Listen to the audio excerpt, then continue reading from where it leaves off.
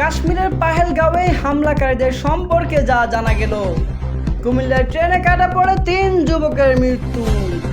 AI চালিত অতি গোপন অস্ত্র ইরান সেনাবাহিনীর হাতে।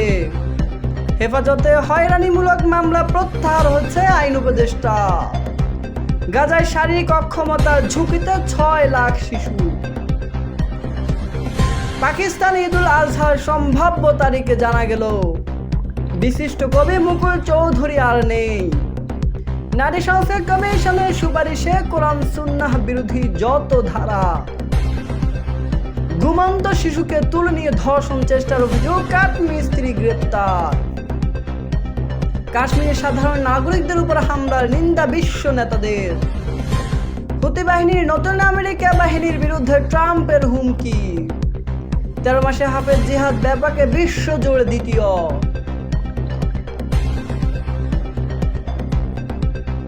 সমমানদের নিয়ে ইসলামী আন্দোলনের সংলাপ।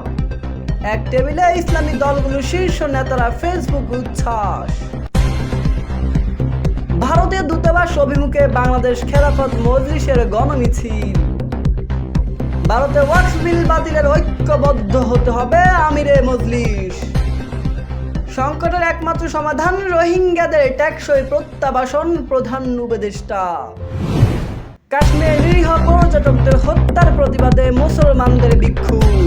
কাশ্মীরে পর্যটকদের উপর হামলার ঘটনায় প্রধান উপদেষ্টার নিন্দা। সম্মাননা ইসলামী দলগুলোর সংলাপে